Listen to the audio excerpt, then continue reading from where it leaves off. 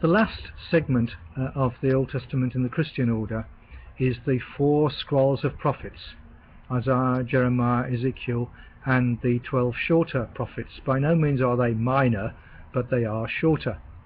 And thus we start by looking at the book of Isaiah. In the course material on Moodle, there's what you might think is a strange picture for Isaiah, but I was really excited when I came across this picture and discovered that I could upload it onto the Moodle site. It's a picture of the shrine of the book in Jerusalem, where the great scroll of Isaiah is kept, where you can see it. Actually, I think it's a facsimile, but I can pretend when I go there that I'm looking at the real thing. It's a really significant find amongst the Dead Sea Scrolls, because until that scroll was discovered, our scrolls of the Old Testament in general and of Isaiah in particular, our copies, were only 1,000 years old.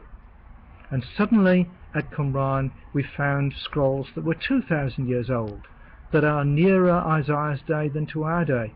And it was exciting both to see little ways in which that scroll is different from the text that we've got, but also the way in which basically it's exactly the same, so that we are taken almost to within shouting distance of Isaiah's own day by that scroll.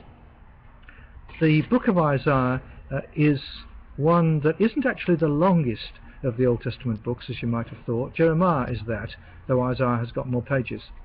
But Isaiah is a book that spans a very wide period, several centuries, with all sorts of themes that come into it. In this material on Isaiah, we won't be looking at the messianic prophecies that you will come across as you read some of the chapters of Isaiah. When we come to Jeremiah, we'll look at those, because we'll look at the way in which Jeremiah, like Isaiah, is quoted in Matthew, and we'll look at the way then that the New Testament uses those prophecies. We'll look in particular at the servant figure, the suffering servant, in Isaiah 40 to 55. Oh, there's the helicopter again. Can you hear it?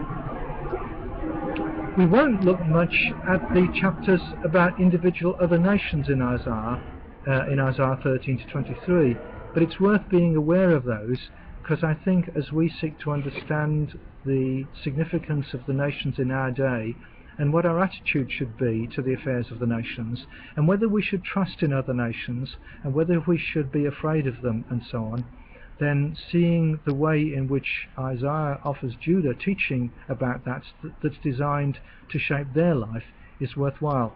That is, those prophecies about the nations, as far as we know for the most part, were never delivered to the nations themselves, because the point about them was to enable Judah to know about how to live with God in the realities of its political and historical life.